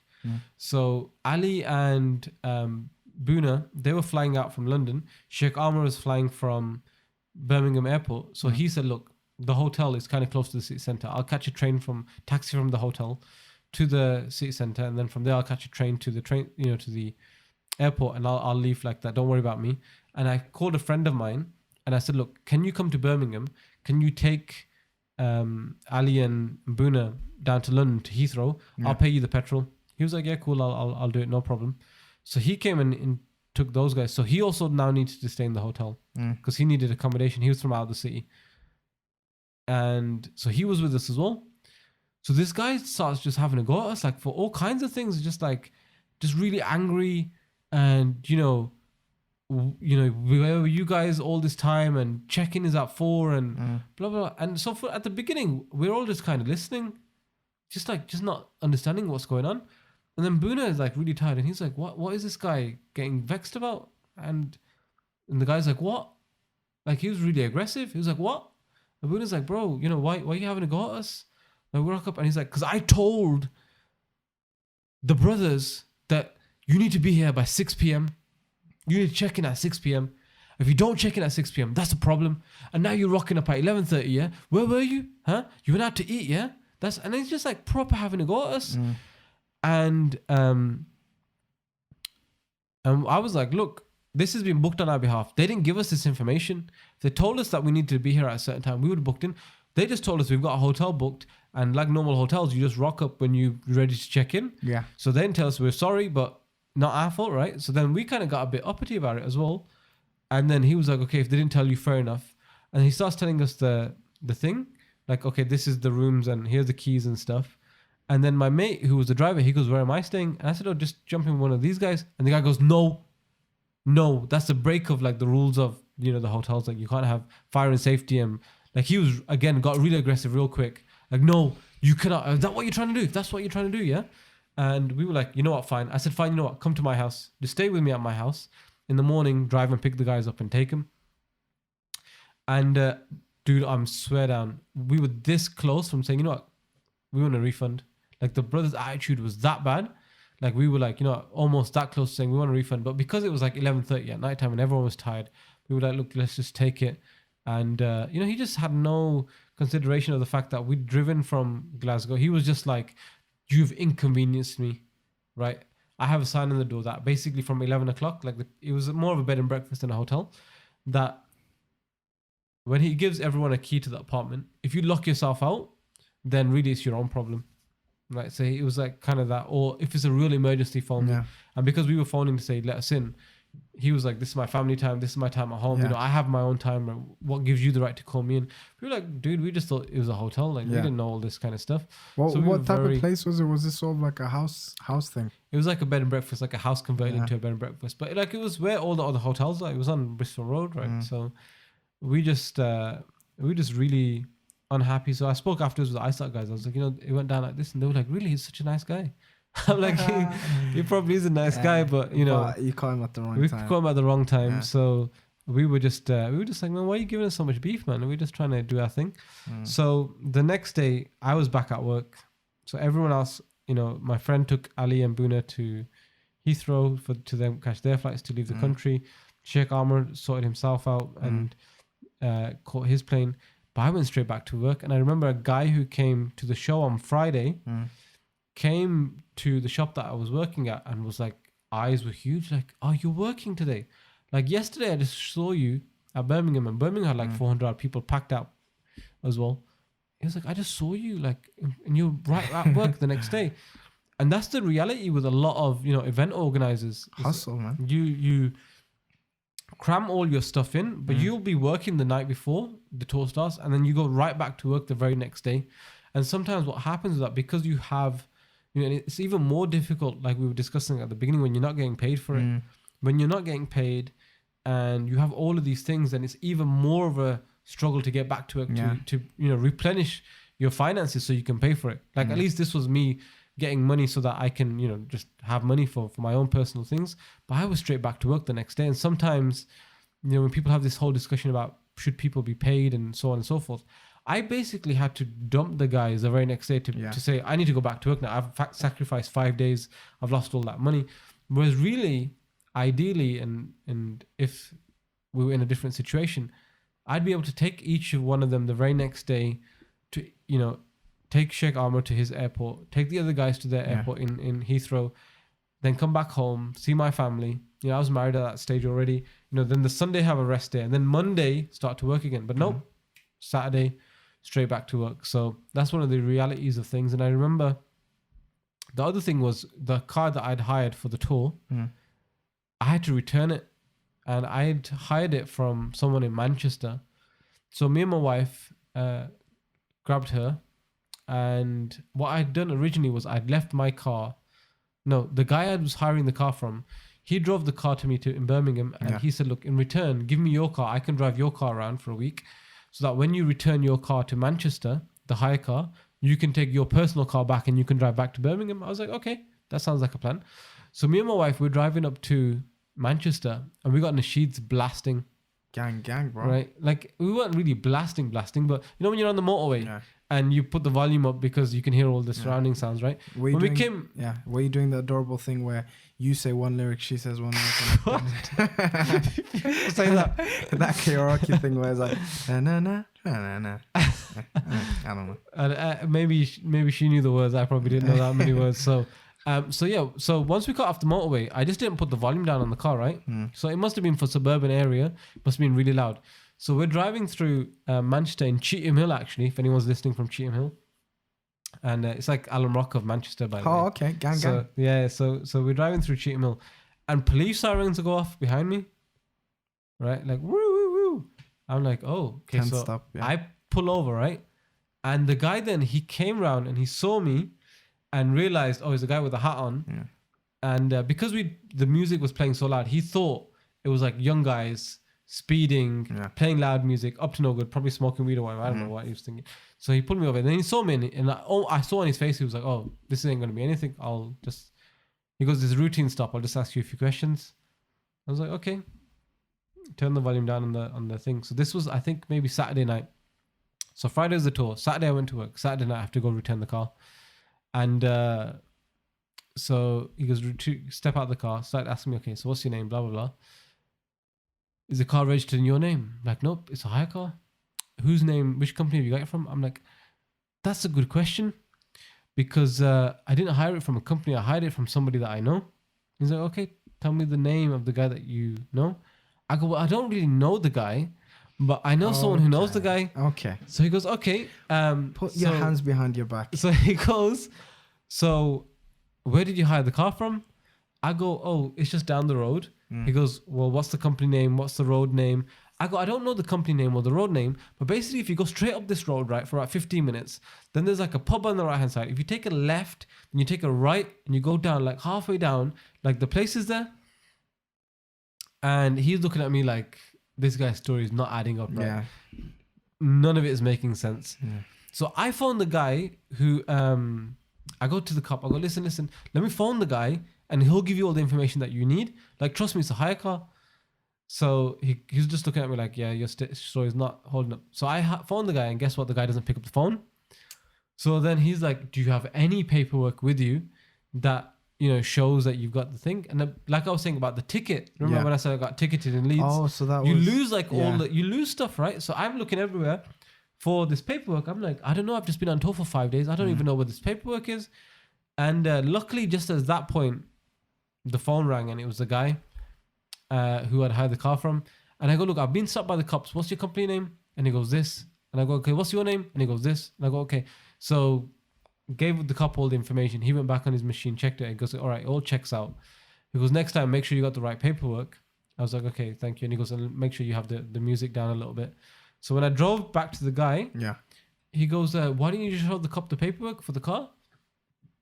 I was like, I don't know where it is. He opens up the glove compartment. He was like, I left it right here for you. Days, man. Right. So, it's one of those things where me and my wife could have spent the night in jail trying to return the car. But these are the things that, when you... And Sunday, I was right back at work again, So you're trying to cram all this stuff into your life. You're trying to put on a tour. You're trying to, do all the right things. And do you remember those hectic moments where you have to like cram that much work in and planning an event at the same time? Or do you just remember the good parts? No, I mean, look at some of the bad parts. I remember that, I got a ticket. but I'm saying, like, is it as visceral as the good parts? Because when I think of, past memories, like the bad parts don't seem as bad, but the good parts seem really good. No, you remember both. I mean, I remember both anyway. I mean, like, otherwise we'd be screwed on the podcast, right? Like, just remembers all the good stuff. It's too positive, bro. Yeah. We need contrast. We need contrast. So, the thing is, that's the reality of the tour life, right? There's ups and downs. There's things that go well. There's things that don't.